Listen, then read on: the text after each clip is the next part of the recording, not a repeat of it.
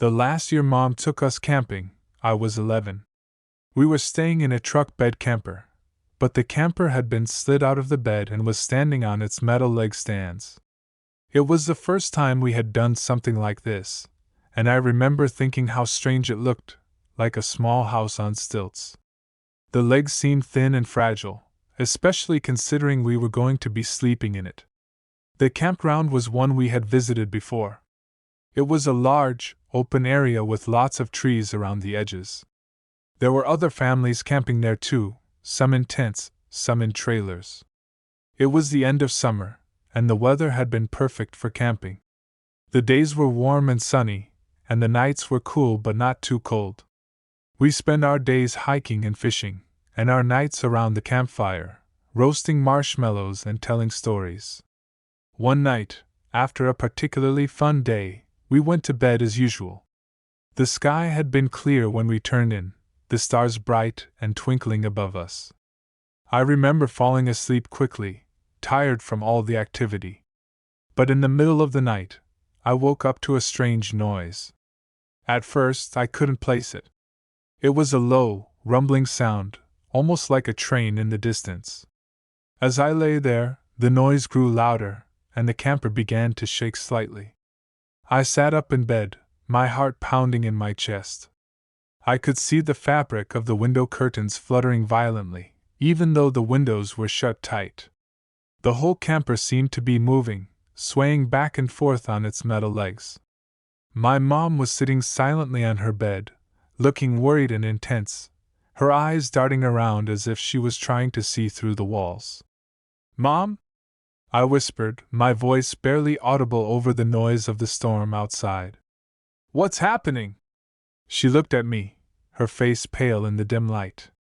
"It's a storm," she said quietly. "A big one." I crawled over to her bed, feeling the camper sway beneath me. "Tornado?"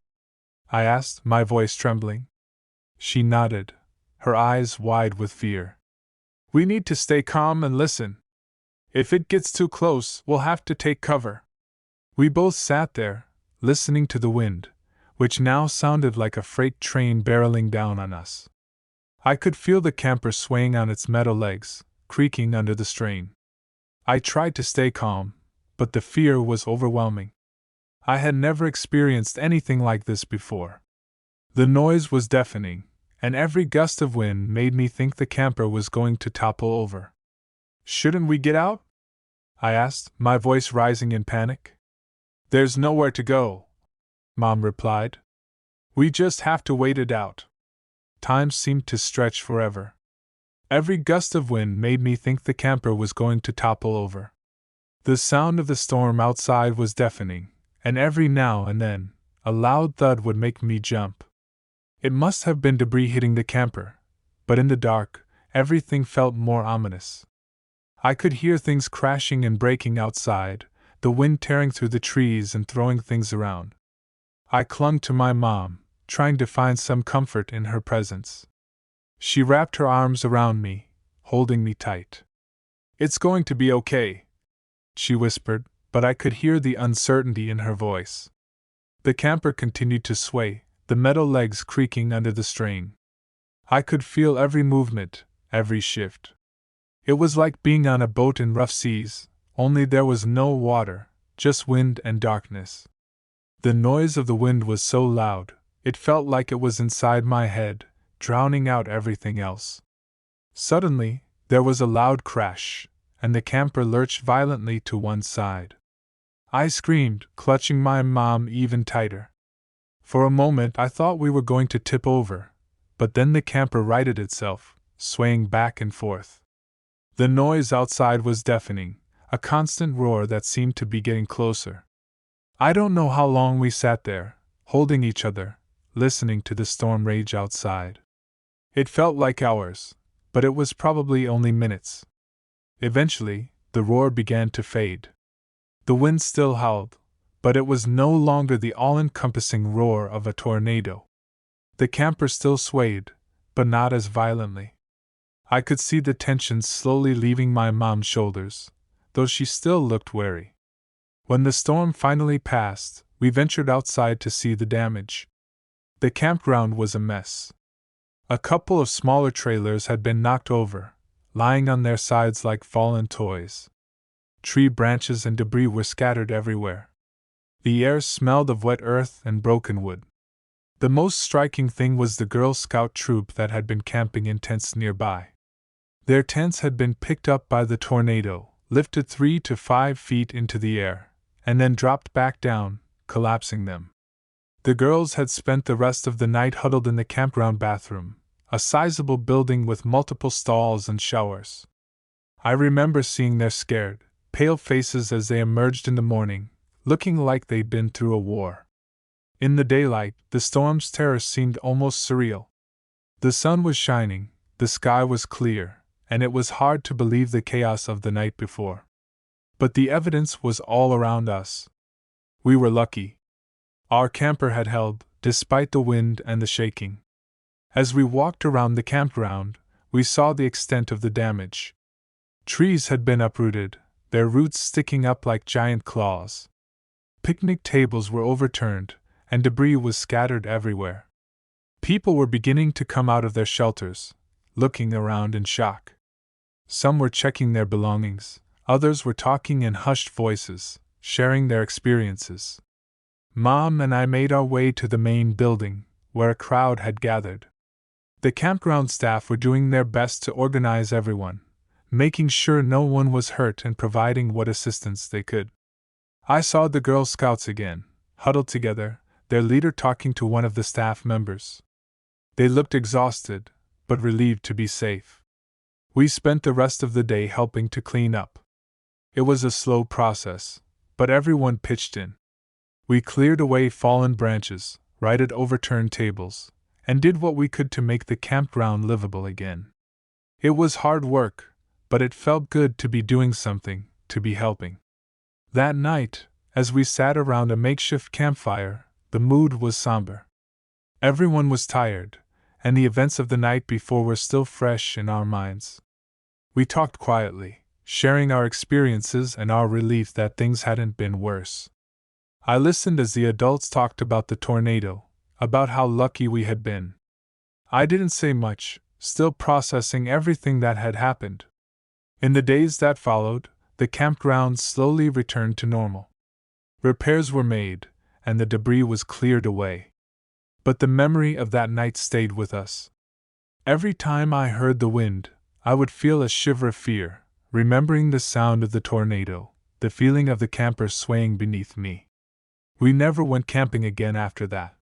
Mom decided it was too risky, and I didn't argue. The fear of that night lingered, and the memory of the tornado's roar haunted me for years.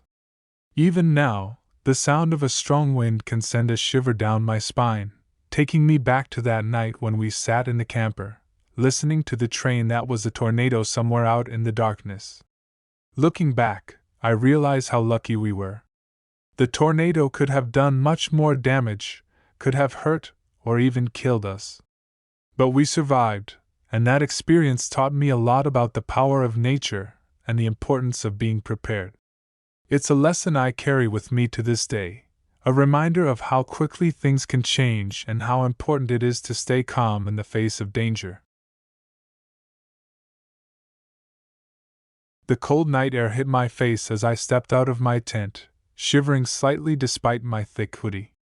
Nature called, and I regretted all the soda I drank earlier. The forest was eerily quiet, the kind of silence that makes you hear your own heartbeat. My flashlight cut through the darkness, creating dancing shadows among the trees. After finishing up and heading back to the campsite, I felt a sense of relief seeing the dim outline of my tent through the darkness. The warmth of my sleeping bag and the security of my tent were just a few steps away. But as I approached, I saw it, a small, black and white figure rummaging near my food stash. A skunk. My heart skipped a beat. I froze, trying to think of what to do. The skunk looked up at me, and our eyes met. For a moment, it seemed curious, maybe even harmless. But then it started to move toward me, its little nose twitching as it sniffed the air, probably hoping for some leftover scraps. Panic set in. I knew skunks could spray, and that was the last thing I needed. I turned and bolted for my tent, my feet pounding the ground, each step feeling like an eternity. I reached the tent and dove in head first, adrenaline surging through my veins. I twisted around quickly, reaching for the zipper, desperate to shut it before the skunk could get any closer. My hands fumbled with the zipper in my haste, the metal teeth resisting my frantic attempts to close it. The skunk was now running towards me, its tiny feet pattering against the ground, a surreal echo in the quiet night. I yanked at the zipper, trying to force it closed, but it got stuck. The flap that covered the zipper opening was caught, and I couldn't get it to budge. My mind flashed to that scene in Jurassic Park, where the little girl tries to close the metal sliding door as the raptor charges at her. The sheer terror in her eyes was now mirrored in mine. The skunk was almost at the tent. I could hear it sniffing, feel the impending disaster of its spray. Desperation gave me strength. I pulled harder on the zipper, feeling the fabric tear slightly. Finally, with a harsh ripping sound, the zipper gave way, and I managed to close the tent just as the skunk reached it. I collapsed against the side of the tent, breathing hard, my hands shaking.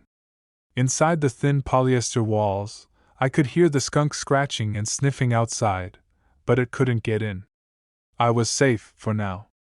The flap was torn, a testament to my struggle, but I didn't care. I was just grateful to be skunk-free. I stayed awake for a long time, listening for any signs that the skunk might still be around. Eventually, the sounds faded, and I dared to hope it had wandered off. Exhaustion finally overcame me, and I drifted into a fitful sleep. The next morning, in the light of day, the ordeal felt almost surreal. The tear in the tent was a glaring reminder of my midnight terror.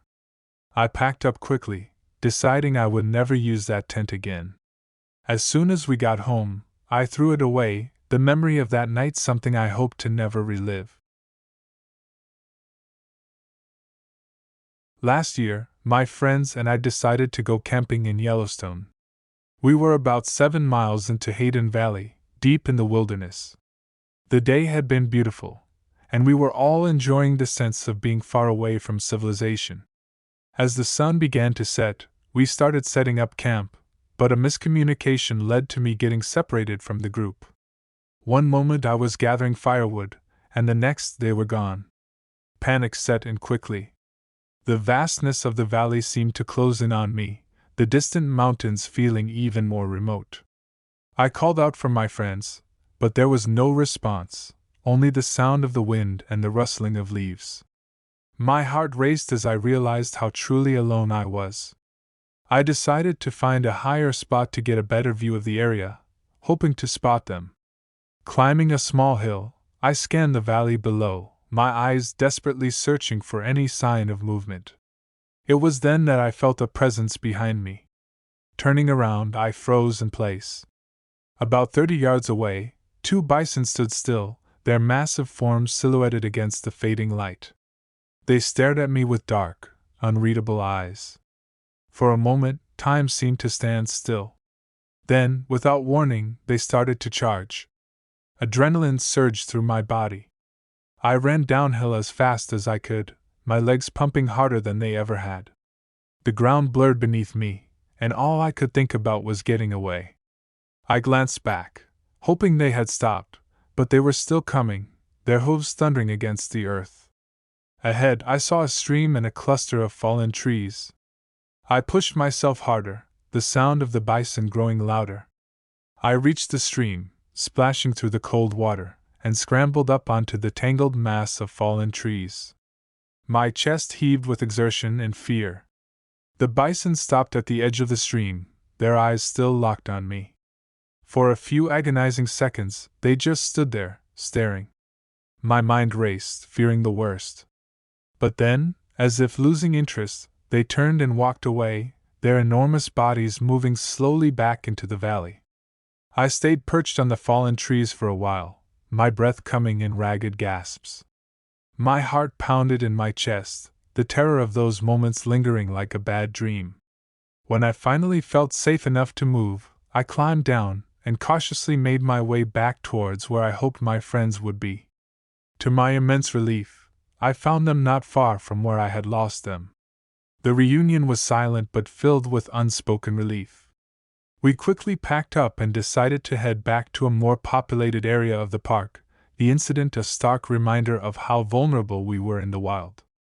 As we hiked back, the fear began to fade, replaced by an overwhelming sense of gratitude.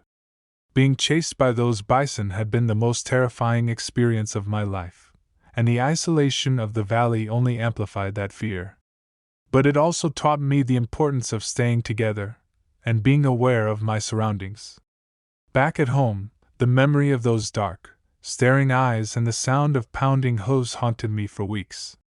But as time passed, it became a story of survival, a reminder of the raw power of nature and the thin line between adventure and danger. 30 years ago, a couple I knew decided to camp in the lush wilderness of Hawaii.